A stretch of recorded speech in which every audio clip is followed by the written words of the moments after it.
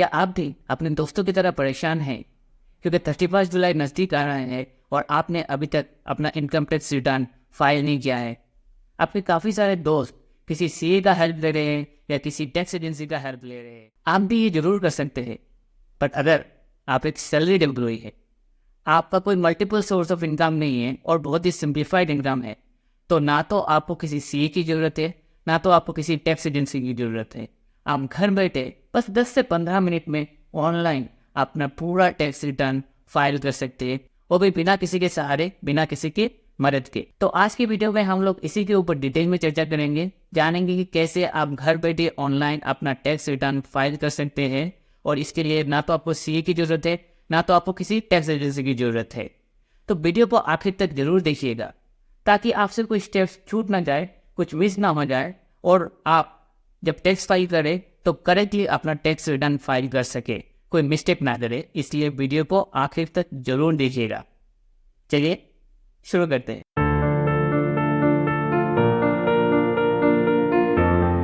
आगे बढ़ने से पहले आप सबसे एक छोटी सी गुजारिश है, अगर आपने अभी तक इस चैनल को सब्सक्राइब नहीं किया है तो प्लीज़ सब्सक्राइब कर दीजिएगा।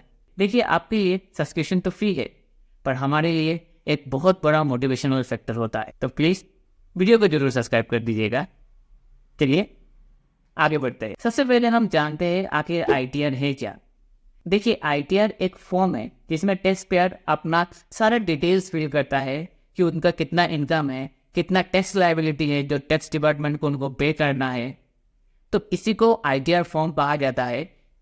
आईटी डिपार्टमेंट ऐसे 7 तरह का आईटीआर फॉर्म नोटिफाई किया है अब तक, आईटीआर 1 से आईटीआर 7 तक। पर सबसे बड़ा कंफ्यूजन यही रहता है कि जब आप ऑनलाइन टैक्स फाइल करते हैं तब आप कौन सा फॉर्म यूज करेंगे। क्या आप आईटीआर 1 करेंगे, आईटीआर 3 करेंगे, आईटीआर 5 करेंगे या आईटीआर 7 करेंगे?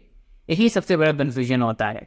देखिए, इनकम टैक्स एक्ट के अनुसार हमारे इनकम का 5 हेड्स होते हैं: income from salary, income from house property, income from capital gains, income from business and income from others. अगर आपका income from one house property, income from salary and income from others इसमें आता है तो आप ITR 1 form file करेंगे। अगर आपका इनकम इन तीनों हेड्स के अलावा किसी और हेड्स के अंडर में आता है, लाइक इनकम फ्रॉम बिजनेस और इनकम फ्रॉम कैपिटल गेन्स, तब आपको अदर फॉर्म एक्सप्लोर करने की जरूरत है। पर आज की वीडियो में हम लोग आईटीआर 1 कैसे फाइल किया जाता है इसी को डिटेल में जानेंगे, डिटेल में सीखेंगे। पर इससे आपको एक बेसिक आइडिया हो जाएगा आईटीआर 2 या आईटीआर 3 कैसे फाइल किया जाता है।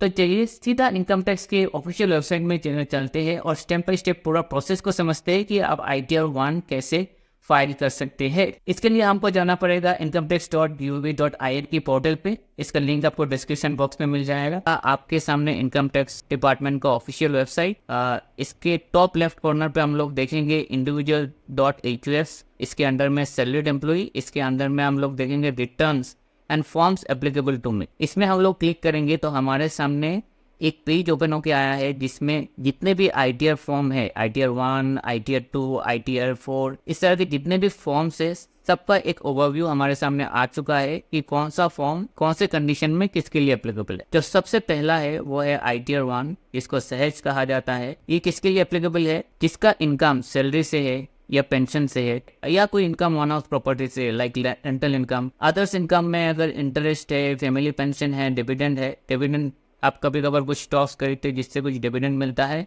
तब आपके लिए एप्लीकेबल है। अगर आपका एग्रीकल्चरल इनकम लेस देन 50,000 है तब भी आपके लिए आईटीआर 1 एप्लीकेबल है ना। और नीचे लिखा हुआ है कि कौन से कंडीशन में आईटीआर 1 फॉर्म एप्लीकेबल नहीं रहेगा। सबसे पहला है कि अगर आप किसी कंपनी में डायरेक्टर है तब आपके लिए आईटीआर फॉर्म एप्लीकेबल नहीं है। अगर आपने कुछ अनलिस्टेड शेयर्स होल्ड किया है, अगर आपका कोई एसेट आउटसाइड इंडिया है, अगर कोई अकाउंट आपका आउटसाइड इंडिया है, अगर कोई income of source outside India है, इस तरह के बहुत सारे कंडीशन है। 19(4)(n) है। अगर आपके पास ESOP है या तो आपने कुछ कैरी फॉरवर्ड किया है एज ए हेड इनकम, या आपका टोटल इनकम मोर देन अगर 50 लाख से, तब आपके लिए आईटीआर 1 एप्लीकेबल नहीं है। देखिए, यहाँ पे ज्यादातर लोग गलती करते हैं। सबको लगता है कि आईटीआर फॉर्म बाय डिफॉल्ट है। आईटीआर 1 फॉर्म डिफॉल्ट फॉर्म नहीं है। अगर कुछ कैपिटल गेन से तब भी आप आईटीआर 1 फाइल भी कर सकते हैं। देखिए, यहाँ पे सबसे बड़ा कंफ्यूजन होता है इंडिया में जितने भी लोग ITR फाइल करते हैं ना, उनमें से 50% से ज़्यादा लोगों का ITR 1 फॉर्म से काम चल जाता है ना। सबसे बड़ा मिस्टेक जो होता है, काफ़ी लोगों को लगता है उनका इनकम सिंप्लीफाइड है, उनको ITR 1 फाइल करने की ज़रूरत है। पर बहुत सारे लोग क्या करते हैं, कुछ स्टॉक्स खरीद लेते हैं जिसमें उनको कैपिटल गेन्स लगा होगा, या मल्टीपल हाउस प्रॉपर्टी से भी इनकम आया होगा। तो इस कंडीशन में ना आपको ITR 2 फाइल करना चाहिए। कोई बिजनेस इनकम है या प्रोफेशनल इनकम है, तब आपको ITR 3 फाइल करना चाहिए। ठीक है, यहाँ तक समझ गए? तो चलिए आगे बढ़ते हैं और सीधा पोर्टल में जाके देखते हैं कि आप कैसे अपना ITR अब फाइल कर सकते हैं। देखिए, ITR फाइल करने के लिए सबसे पहले हमें क्या करना पड़ेगा, इनकम टैक्स पोर्टल में जाएंगे। टॉप मोस्ट राइट कॉर्नर पे आपको दिख रहा होगा login option and register option. अगर आप फर्स्ट टाइम अपना ITR फाइल कर रहे तो आपको सबसे पहले रजिस्टर करना पड़ेगा अपने पैन नंबर से, और उसके बाद आप ITR फाइल कर सकते हैं। अगर आप ऑलरेडी रजिस्टर्ड है तो अब आपको लॉगिन करना पड़ेगा। लॉगिन के लिए आपका पैन नंबर, यूजर ID रहेगा एंड आपको अपना पासवर्ड डालना पड़ेगा। चलिए हम अपना पैन नंबर डाल देते हैं, अपना पासवर्ड डाल लेते हैं और पोर्टल के अंदर चलते हैं। ना हम लोग यहाँ पे सीधा इनकम टैक्स पोर्टल के अंदर आ चुके हैं। अब इनकम टैक्स फाइल करने के लिए हमें 3 चीज़ों की जरूरत है। एक है आपको फॉर्म 16। फॉर्म 16 आपको कहाँ से मिलेगा? आपका एम्प्लॉयर आपको फॉर्म 16 देगा। अगर आप किसी भी फाइनेंशियल ईयर में मल्टीपल जॉब स्विच किए हैं तो आपके पास मल्टीपल फॉर्म 16 होगा, जब आपका रिस्पेक्टिव एम्प्लॉयर आपको प्रोवाइड करेगा। तो सबसे पहले तो आपको हमारा फॉर्म 16 हमारे सामने चाहिए। उसके बाद हम लोगों को चाहिए फॉर्म 26AS, जिसको कैसे इनकम टैक्स पोर्टल से डाउनलोड करते हैं वो सीखेंगे। उसके बाद हमें चाहिए TIS। तो ये रहा हमारे सामने ई फाइलिंग का होम पेज। यहाँ पे सबसे पहले हम लोग जानेंगे कि कैसे हम लोग अपना फॉर्म 26AS डाउनलोड कर सकते हैं। इसके लिए हम लोग जाएंगे e file, income tax return, view form 26AS में क्लिक करेंगे, कंफर्म करेंगे, आई एग्री में क्लिक करेंगे, प्रोसीड करेंगे। यहाँ पे आपको दिख रहा होगा व्यू टैक्स क्रेडिट, यहाँ पे क्लिक करेंगे तो ये हमें TDS यानी ट्रेसेस के ऑफिशियल वेबसाइट पे लेके आएगा। TDS reconciliation analysis and correction enabling system. यहाँ से हम लोग अपना फॉर्म 26AS डाउनलोड कर सकते हैं। इसके लिए हम लोग असेसमेंट ईयर चूज करेंगे जो है 24-25, view as HTML, view download, export as PDF। तो हमारा 26AS डाउनलोड हो चुका है। अब हम लोग दोबारा होम पेज में जाएंगे और देखेंगे कि AIS कैसे डाउनलोड करते हैं। तो इसके लिए हम लोग AIS में क्लिक करेंगे, प्रोसीड करेंगे, AIS में क्लिक करेंगे, टैक्स इन्फॉर्मेशन समरी यानी TIS में क्लिक करेंगे। तो ये हमारे सामने AIS का पूरा ये खुल चुका है। तो ये हमारे सामने AIS डाउनलोड हो चुका है। ये पासवर्ड प्रोटेक्टेड है। अपना पासवर्ड डाल के इसको ओपन करेंगे। उसके बाद हम लोग क्या करेंगे, उसके बाद हम लोग अपना फॉर्म 16, 26AS एंड AIS तीनों फॉर्म को मैच करेंगे। देखेंगे अपना सैलरी डिडक्शन ये सब मैच हो रहा है कि नहीं, TDS जो डिडक्ट हुआ है ये सब मैच हो रहा है कि नहीं। तो इसके लिए चलिए चलते हैं, अपना फॉर्म 16 पहले ओपन करते हैं। तो ये हमारे सामने आ चुका है अपना फॉर्म 16। फॉर्म 16 का 2 पार्ट होता है, part A and part B। तो पार्ट A उतना इंपॉर्टेंट नहीं होता है तो इसको हम लोग इसलिए स्किप करेंगे। हम लोग डायरेक्टली पार्ट B में चलेंगे और वहाँ पे जाके हमें क्या चेक करना है, अपना ग्रॉस सैलरी, अपना डिडक्शन, क्या क्या डिडक्शन लिया ये सब चेक करेंगे। ये पार्ट B हम लोग आ चुके हैं। तो यहाँ पे देखिए ग्रॉस सैलरी कितना दिखा रहा है, 22,47,968, 12,000 का LTA लिया है। ठीक है, हाउस रेंट अलाउंसेस हम लोगों ने कितना लिया है, 3,35,016 रुपीज का। तो इसको भी हम लोगों को मैच करना पड़ेगा। स्टैंडर्ड डिडक्शन 50,000, प्रोफेशनल टैक्स 2,400, ये भी यहाँ पे मेंशन किया हुआ है। Deduction in respect to life insurance, contribution to provident fund, basically 80C के अंडर में कितना डिडक्शन है, ग्रॉस अमाउंट 1,50,824 है, डिडक्टेबल अमाउंट 1,50,000 है। Total deduction under 80C and 80CCD के अंडर में हम लोगों ने इतना डाला हुआ है। फिर deduction in respect to the health insurance under section 80D is 26,368 का डाला हुआ है। तो ये रहा हमारे सामने टैक्सेबल इनकम और कितना टैक्स। तो फॉर्म 16 को हमें 26AS एंड AIS के साथ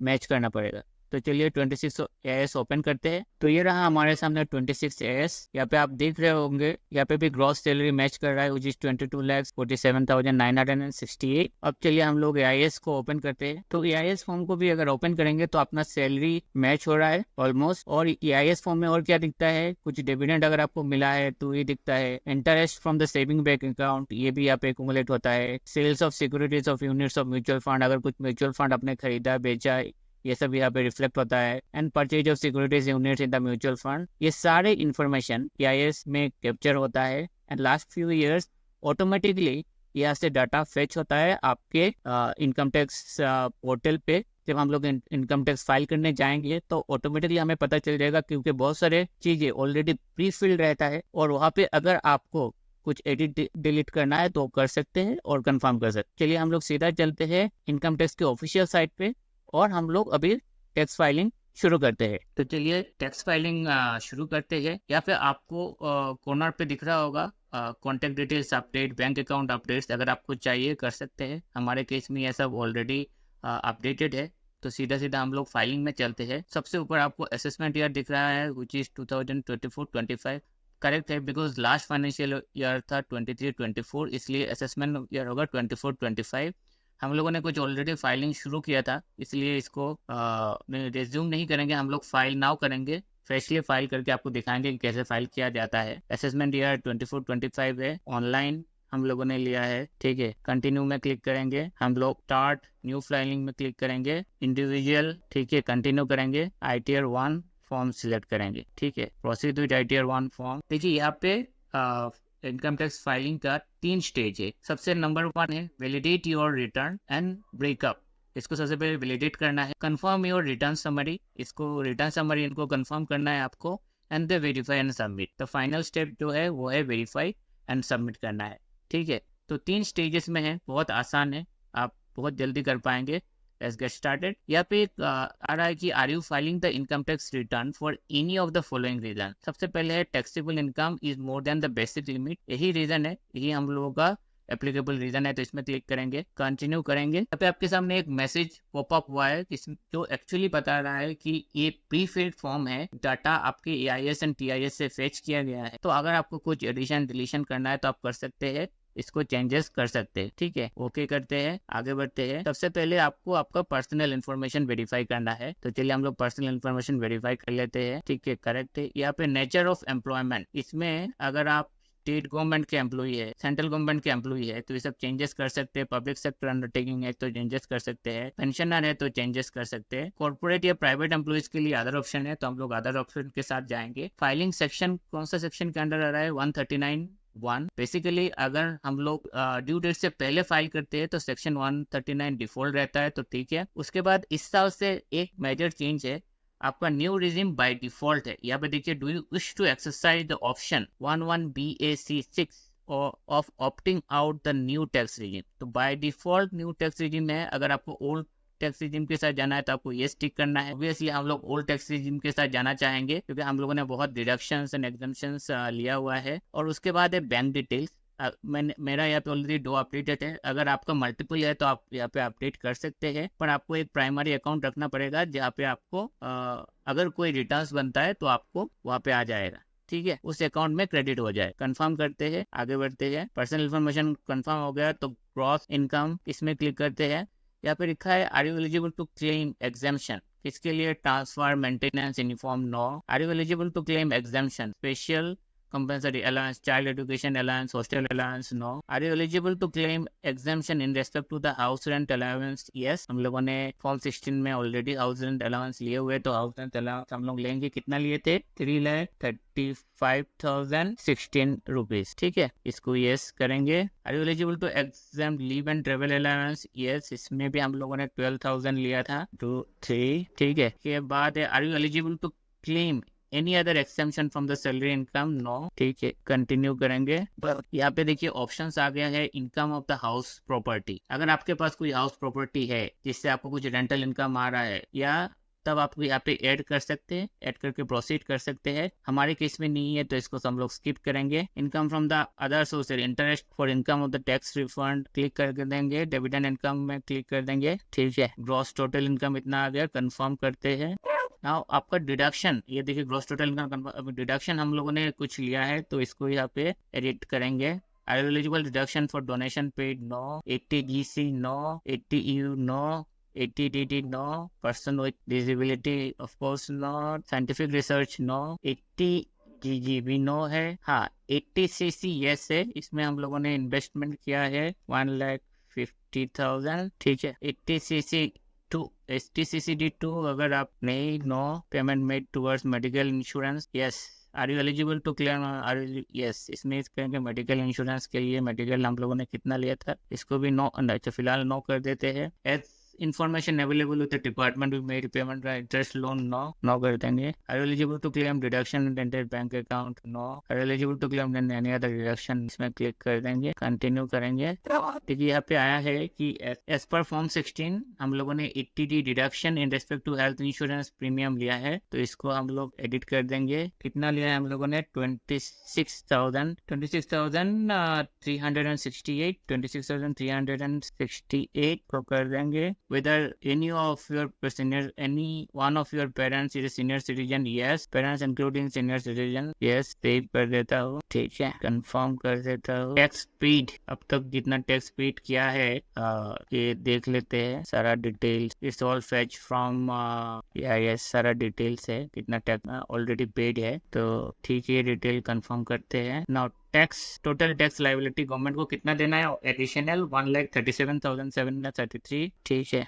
टोटल ग्रॉस इनकम इतना है. टोटल डिडक्शन हम लोगों ने इतना लिया है, तो टोटल इनकम हम लोग का 10 लाख है, उसमें हम लोग को एडिशनल 1,37,000 देना है. ओके, कंफर्म करेंगे. ठीक है, उसके बाद हम लोग इसको प्रोसीड करेंगे. प्रोसीड करने से पहले हम लोग एक बार टैक्स लायबिलिटी को दोबारा वेरीफाई कर लेते हैं. अगर आपका कोई टैक्स लायबिलिटी बनता है तो प्लीज़ उसको पे कर दीजिएगा. कोई भी फेक डिडक्शन क्लेम मत कीजिएगा, क्योंकि आजकल टैक्स डिपार्टमेंट बहुत ही विजिलेंट हो गया है. लास्ट ईयर का क्लेम का नोटिस अभी तक टैक्स पेयर को भेज रहा है, इसलिए ऐसा कुछ काम मत कीजिएगा. कोई भी फेक डिडक्शन आप मत लीजिएगा. यहाँ पे हम लोगों ने अपना सब कुछ वेरीफाई कर लिया है. हमारा जो भी टैक्स लायबिलिटी बनता है इसको कंफर्म करेंगे. यहाँ पे सब कुछ ठीक है, तो हम लोग प्रोसीड पे क्लिक करेंगे. यहाँ पे दिख रहा है you need to make a payment of 0. इसका मतलब हमें कोई टैक्स नहीं पे करना है, क्योंकि अपना जितना टैक्स लायबिलिटी बन रहा था ऑलरेडी TDS के थ्रू डिडक्ट हो चुका है, इसलिए we don't have to pay anything right now. तो हम लोग यहाँ पे प्रीव्यू रिटर्न पे क्लिक करेंगे, एग्री पे टिक करेंगे एंड प्रोसीड टू प्रीव्यू में क्लिक करेंगे. जो भी डाटा हम लोगों ने अब तक भरा है पूरा हमारे सामने आ जाएगा. हम लोग दोबारा उसको एक बार रीचेक करके हम लोग इसको प्रोसीड टू वैलिडेट करेंगे. देखिए यहाँ पे दिख रहा है वैलिडेशन सक्सेसफुल. अगर कुछ एरर रहा, कुछ भी गलती या मिस्टेक हुआ, तो यहाँ पे वैलिडेशन के नीचे एरर का साइन आ जाएगा. फिलहाल सब कुछ सक्सेसफुल है, तो हम लोग प्रोसीड टू वेरिफिकेशन करेंगे. देखिए वेरिफिकेशन का 3 ऑप्शन है, ई वेरीफाई लेटर, ई वेरीफाई ITR BV. हम लोग ई वेरीफाई चूज करेंगे क्योंकि ये बहुत ईजी एंड सिंपल है. कंटिन्यू पे क्लिक करेंगे. ई वेरिफिकेशन के लिए आपके पास मल्टीपल ऑप्शन रहता है. आप आधार OTP बेस चूज कर सकते हैं, डिजिटल चूज कर सकते हैं, बैंक अकाउंट चूज कर सकते हैं, डीमेट चूज कर सकते हैं. हम लोग आधार OTP बेस चूज करेंगे. जनरेट OTP में क्लिक करेंगे तो हमारा जो रजिस्टर्ड मोबाइल नंबर है उसमें अपना OTP आ जाएगा. ये OTP यहाँ पे डालेंगे एंड उसके बाद वैलिडेट करेंगे. एक बार आपने वैलिडेट कर दिया तो आपका ITR फाइलिंग कंप्लीट हो जाएगा. ध्यान रखिएगा, आप without verification ITR filing complete नहीं होता है, तो प्लीज़ ई वेरिफिकेशन आप कर लीजिएगा. ई वेरिफिकेशन बहुत इजी है. आजकल सबका bank account, Aadhaar and mobile number link है, तो आपको बहुत आसानी से ई वेरिफिकेशन हो जाएगा. तो इस तरह से हम लोग अपना ITR 1 फाइल करते हैं. आशा करता हूँ आपको समझ में आ गया होगा कि ITR 1 फाइल कैसे करें. अगर आपका बहुत ही सिंप्लीफाइड इनकम है, सैलरीड इनकम है, तो 10 से 15 मिनट में आप आसानी से आप अपना ITR 1 फाइल कर सकते हैं. अगर वीडियो अब तक अच्छा लगे तो एक लाइक जरूर कर दीजिएगा, चैनल को सब्सक्राइब कर दीजिएगा एंड वीडियो को शेयर कर दीजिएगा अपने दोस्तों के साथ. हो सकता है उनको टैक्स फाइलिंग में कुछ मदद मिल जाए. बहुत ही जल्द आपके सामने एक नए एपिसोड के साथ दोबारा हाजिर होगी. तब तक के लिए जय हिंद, जय भारत.